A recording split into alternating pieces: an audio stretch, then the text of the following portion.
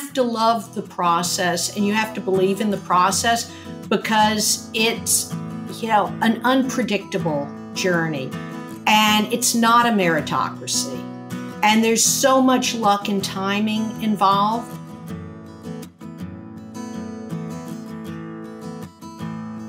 Welcome to Queries, Qualms, and Quirks, the weekly podcast that asks published authors to share their successful query letter and discuss their journey from first spark to day of publication.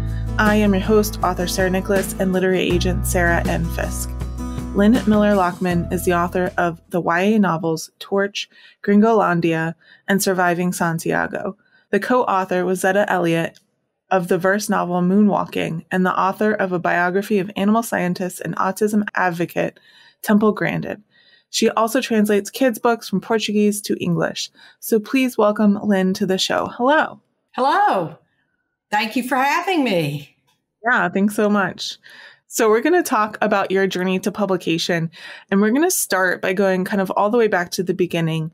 When did you first start getting interested in writing? And then how long did it take from then before you started getting serious about pursuing publication?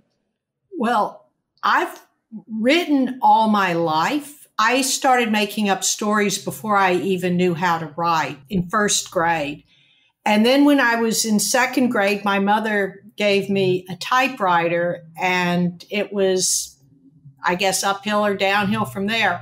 However, I didn't start writing seriously until I was in graduate school in American history, and I didn't enjoy writing academic treatises. So I sort of turned to writing fiction as an antidote to the boring writing that I had been doing, and ended up dropping out of graduate school at the end of that year. At which point I became a teacher and initially wrote stories based on some of the stories that my students told me. I had written a novel, a contemporary YA novel, that got me an agent in 1984.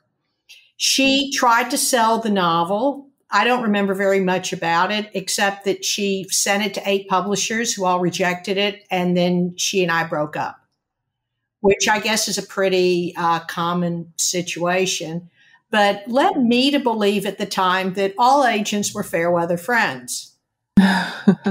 I really did not know the business. I didn't know how things worked, but I kept on writing, and I heard a story from a friend that I just couldn't get out of my mind.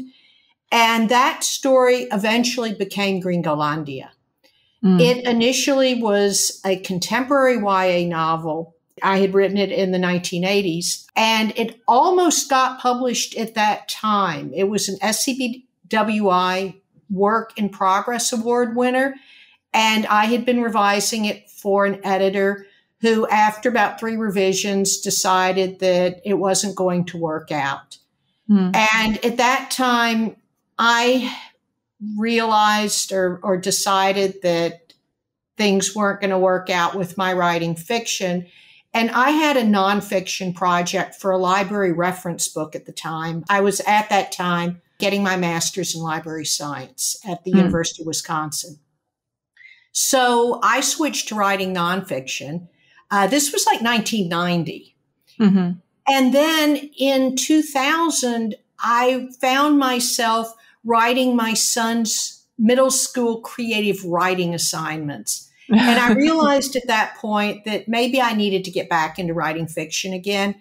And to do so, I also realized I needed to start over, and I needed to learn more, not only about the craft of writing, but also about the publishing industry. So I wouldn't make the kind of mistakes that had scotched my career 10 years earlier.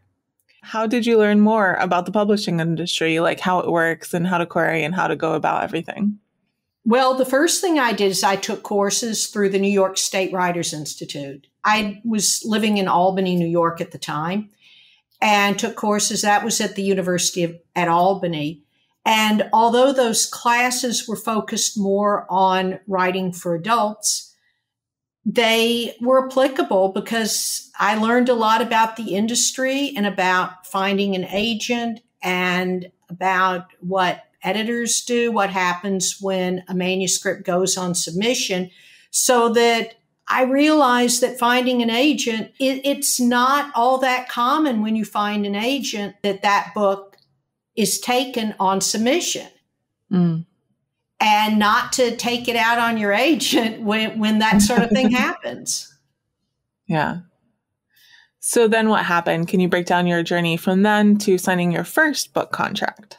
Well, at that point, one of the things that in the course of my career as a magazine editor and writing nonfiction reference books, I became aware of the entire ecosystem of publishing. Not just the big five publishers, which I think were a few more big publishers at that point, but mid-size presses, small presses, university presses. And one of the other things I learned at that point that I think, the most important lesson that stood me in good stead ever since is when you are looking at a publisher, you want to go with a publisher that you love their books, that you read their books, that you respect their books, that they publish books like the books that you want to write. And that's how I ended up with my first publisher. It was a small press. Curbstone Press was a literary publisher out of Connecticut that I published my first adult novel, came out with them in 2006. And the option book for that is what that manuscript that was the contemporary novel that I worked on in the late 80s. I rewrote as a historical novel, and that became Gringolandia, which was published as a young adult book. And that wasn't really the end of kind of your publishing journey either. So can you talk a little bit about what happened from there until you got your most recent agent? All right. This was a very long journey at this point. 2009, Gringolandia came out. My editor for Gringolandia, wonderful editor, Alexander Taylor, passed away suddenly when the book was in production. And this being a small press, he did not have a plan for succession.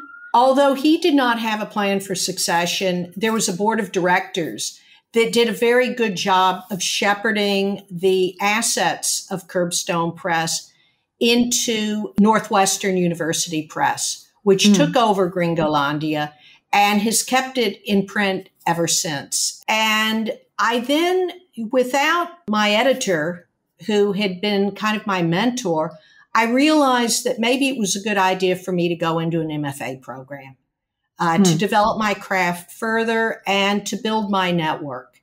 So I ended up at Vermont College of Fine Arts in their Writing for Children's and Young Adult program. And through Vermont College, one of my projects there was the manuscript that would become Rogue. And it was the first time I had written about my own experiences being an autistic teenager and adult. At that point, I had found an agent, and Rogue sold to Nancy Paulson Books, did not get great reviews. And I think part of the reason why is that it was a pioneer at a time when most of the books, or almost all of the books that portrayed autism and autistic characters were written by outsiders. And that had created a kind of canon of portrayals, so that when my character showed up and she was based on my life growing up, the character and her portrayal were different from the books that had become bestsellers in previous years. And that is something that I think has changed a lot with the rise of We Need Diverse Books and with the emphasis on what was then known as own voices. And now, looking at what, to what extent are characters based on the author's lived experience.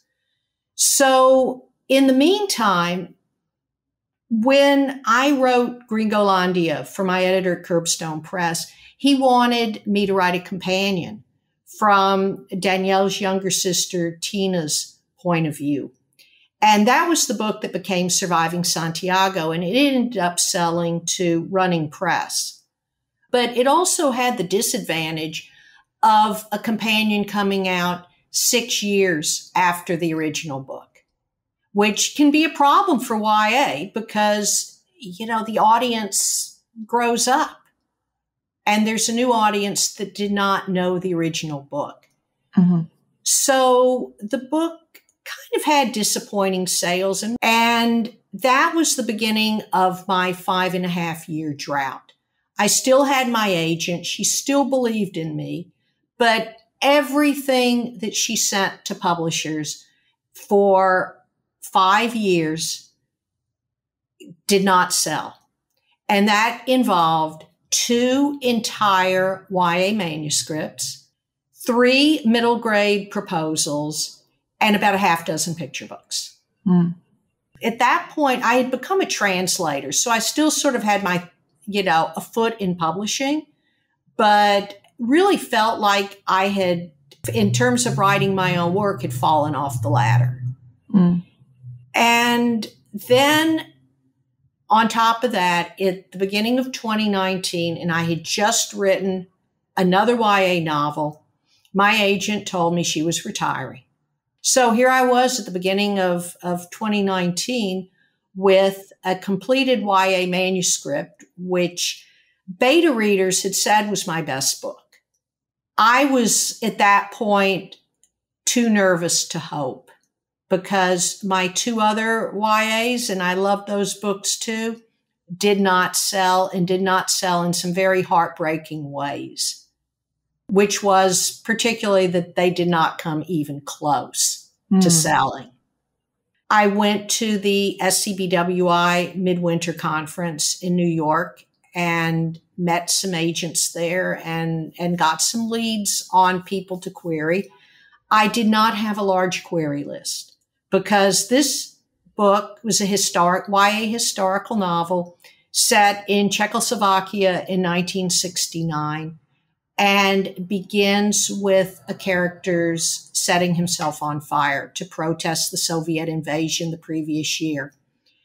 I had a feeling it was not only not going to be an easy sell, but that I needed to find the right person to champion it. And then Cynthia Leitich-Smith, who is, I actually knew her from well before VCFA, because when I was editor of Multicultural Review, we had reviewed her books and published an article that she co-authored. I was a regular reader of Sensations. She had published on Sensation. She'd published pieces I'd written about Gringolandia, Rogue, and Surviving Santiago. And she had an article on Sensations that Jackie Lipton, who is also a VCFA graduate and who I had met when I was a graduate assistant, had decided to become an agent. And I remembered her from when I was a graduate assistant, and I remember how smart she was and how committed she was to all aspects of children's literature and young adult literature, how well read she was, and she was an intellectual property lawyer. Mm-hmm. So I thought that would make that she'd be a great agent, and I added her to my query list. My query list, the first one, was 7 agents. Wow. I sent my query letter out to 7. I got 4 requests for full manuscripts, including Jackie. And less than 2 weeks later, on a Sunday afternoon, as I was walking my dog, I got the call. She loved the book. She knew my other work. She also agreed that Torch, the manuscript I'd sent her, was the best thing I'd written. And she was really excited about the possibility of taking that book out on submission. At that time, she was with Storm Literary Agency, and I looked up the kinds of publishers that they sold their books to. And it turned out that one of the publishers that they sold a lot of books to was Lerner. And one of the imprints of Lerner, Carol Rhoda Lab, remember I gave that advice, if you love everything a publisher brings out, that's probably the one you should look into.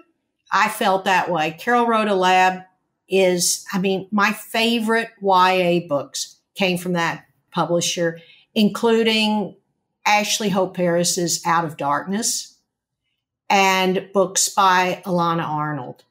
And then I talked to a couple of other agents who, one was on the fence. The others, they asked for more time. But I was so excited about working with Jackie that I basically wrote them back and said, thank you, but I've accepted another offer. And they were very gracious and fine with that.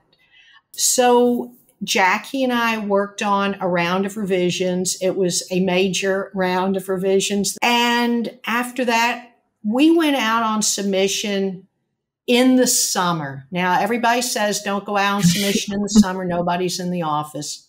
She sent the book out to 10 editors at the beginning of August 2019.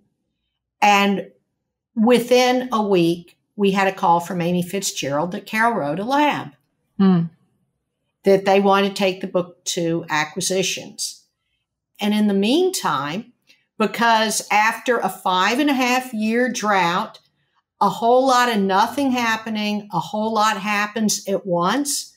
In June 2019, Zetta Elliott, who used to live in New York, and we've been friends since 2008, she came to visit. And she said that her editor at Random House wanted her to write a realistic book. But she didn't have any ideas for realistic books. So she was asking me, what do you think? And I said, well, actually, I kind of have an idea, because I had an idea of telling the story of an autistic 12-year-old boy who lives in the suburbs of Long Island, whose father lost his job and was blacklisted as a result of his participation in the 1981 PATCO strike. And so I mentioned that to her, and she thought that was a great idea. And we came up with the idea of writing the story of this unlikely friendship between this, transplant from Long Island and an Afro-Puerto Rican science geek by day and graffiti artist by night who longs to emulate Jean-Michel Basquiat and has lived in Williamsburg all his life. So that book went out on submission. The lead agent for that was Zetta's editor at the time, Joanna Castillo. And that book went out on submission around the time that Torch did, and sold around the time that Torch did. So 5.5 years, I had nothing. And then 2 books, both of which sold in their first round of submission. All right. It is time for the first cue of the podcast. Can you read your successful query letter for us? Okay. Now it has a lot of personalization. So, hi, Jackie. I read on Sensations today that you're now an agent. Congratulations. And well-timed too, because my agent is retiring and I'm seeking new representation. With your legal background, very useful for a writer of historical fiction, and your experience living outside the U.S., you're the perfect person for my Own Voices historical novel, Torch. Torch is complete at 89,000 words. When 17-year-old Pavel sets himself on fire in Prague in 1969 to protest the Soviet invasion of Czechoslovakia, he leaves behind 3 people who considered him their best friend. Because of his act of resistance, they are in danger. Stepan, a rebellious hockey player hiding his sexual orientation, accompanied Pavel on the trip from their small town to the capital to deliver a protest letter to the Communist Party's Central Committee.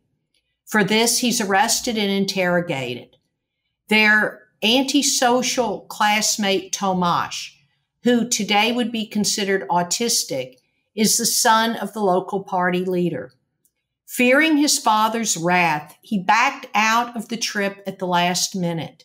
Now he fears Stepan will denounce him for writing the letter they failed to deliver, and he will end up in prison, or worse, a psychiatric hospital. Pavel's girlfriend Lida, the fierce, self-sufficient daughter of an alcoholic former World War II resistance fighter, didn't know the purpose of the trip, nor did Pavel know she's pregnant with his child. If she continues the pregnancy, which is all that remains of her Pavel, the child will have no future because of their choices.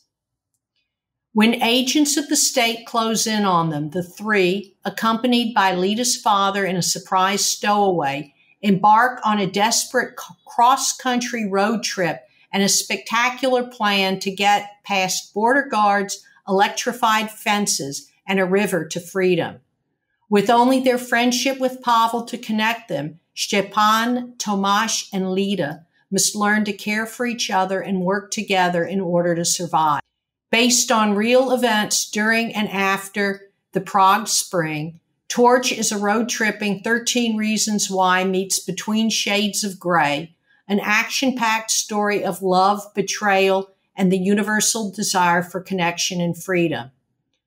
Along with my MFA in writing for children and adults at VCFA, I'm the author of the YA historical novel Gringolandia, a YALSA Best Books for Young Adults, an America's Award Honor Book, and on the Taysha State List for Texas, among other accolades, and the pioneering Own Voices middle grade novel Rogue, featuring a protagonist who is like me on the autism spectrum. I'm also a translator of children's books, screenplays, and academic articles from Portuguese and Spanish to English, and a travel writer focused on Portugal, where I live for part of each year. I thank you for your time and attention and look forward to hearing from you. Awesome. Thanks for sharing. Thank you. It is time for the quick round. I call it author DNA. Are you a pantser or a plotter? I've become a plotter. Do you tend to be an overwriter or an underwriter? Underwriter. Do you prefer to write in the morning or at night? Night. When starting a new project, do you typically start with character or plot or concept or something else first? Usually character. Do you prefer coffee or tea? Coffee. When writing, do you prefer silence or some kind of sound? Silence. When it comes to the first draft, are you more of a get it down kind of person or a get it right kind of person? Get it right, especially at the beginning. What tools or software do you use to draft? Microsoft Word, that's basically it. Do you prefer drafting or revising more? Revising. Do you write in sequential order or do you hop around? Sequential order except for verse novels. And final quick round question. Are you an extrovert or an introvert? Probably an introvert. So now we're going to talk about the second Q of the podcast title. What were some of the qualms or worries that you had on your journey? And were they realized or did you overcome them? Or how did they shake out? I think that everybody, and, I'm certainly one who worried if I had the ability to do this, if my ability to write, I mean, when you're rejected everywhere, you kind of get the impression that you're not ready for prime time. And particularly for me, the thing that I worried about most was, and after I was diagnosed as autistic, is whether I had the ability to connect emotionally with my audience, whether I could understand my characters well enough to make them rounded, and, whether I could connect with my audience. And now it's time for the third Q of the podcast. Do you have any writing quirks? Is there anything about your writing that you find is kind of different or interesting or unique? Well, I have a very different style of writing for verse novels than I do writing prose. Particularly with verse novels, I write them out by hand in pencil and, erase a lot. I'll write the first draft of a poem in one notebook, and then maybe a day later, go and rewrite that poem, formatting it, editing it in another notebook. And then only at that point do I type that poem into the manuscript. Oh.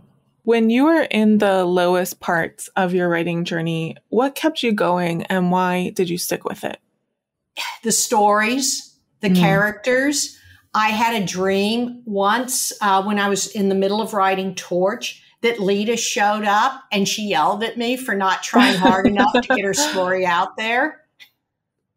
Nice. And if you read Torch, you'll see, Lita, you don't want to cross her. Do you feel like you made any mistakes along the way that you might want to share with listeners so they can avoid making the same ones? Oh, I've made a whole lot of mistakes. And I think that the really difficult part for me will be deciding which one to highlight. But I would say the one that was most consequential recently was staying with an agent who maybe didn't know the right editors for my work and who did not have the connections, who had lost the connections because a lot of her contacts had already retired, and staying with her out of loyalty and out of fear that I could not find another agent. And, there's that saying, having the wrong agent is worse. And I wouldn't even say she was a bad agent. She was a good agent. She got back to me. She was honest. She, was effective earlier on. But at that point, she was the wrong agent. And having the wrong agent is also just as bad, could be worse than having no agent at all. Can you share with listeners one of the most important lessons that you learned on your journey? I think that you have to love the writing because it is so, and you have to love the process and you have to believe in the process because it's, an unpredictable journey and it's not a meritocracy. And there's so much luck and timing involved that you can't let the difficulties of it, and the rejections spoil your love of your story. This is not a business that most people succeed in completely on our own. So who are some of the people who helped you along the way and how? I'm especially grateful to my VCFA community, to the faculty, to my classmates, to the students, the people in other classes, including the ones where I was a graduate assistant, because that's where I met Jackie. And they have been my cheerleaders all along the way. They've told me about opportunities that I would have never found out on my own. And all I can say is I hope to every one of you who has helped me that I'm as good a friend to you as you have been to me. Nice. So we know about Torch from your query letter, but do you want to tell us about what you have coming out later this year? I have at least 2 books that I'm involved with coming out. One of them, I'm a translator of the book. I'm not the author of the book, but I translated the young adult graphic novel Pardalita. It's a contemporary novel by Joana Estrela set in Portugal. It's in a small town where everybody's up in everyone else's business. And 16-year-old Raquel sees an older schoolmate, Pardalita, and falls in love with her from afar. And what happens after Raquel and Pardalita actually meet. And later in the year, my debut picture book, also with Living Querido is coming out. Nice. It's called Ways to Play. The main character is autistic and has an unusual way of playing with toys that their cousins don't appreciate. But this character is going to show them that the right way to play is any way you want. Nice. And the illustrator is Gabriel Albaroso, who has illustrated several other books for Living Querido, and like me, is autistic. Oh, cool.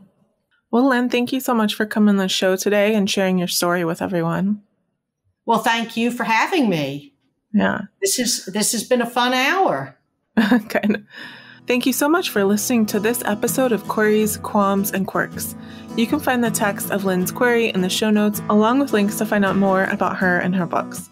If you enjoyed the show, I'd really appreciate if you help me find new listeners by leaving a review on Apple Podcasts or Podchaser, telling your friends, or sharing this episode on social media.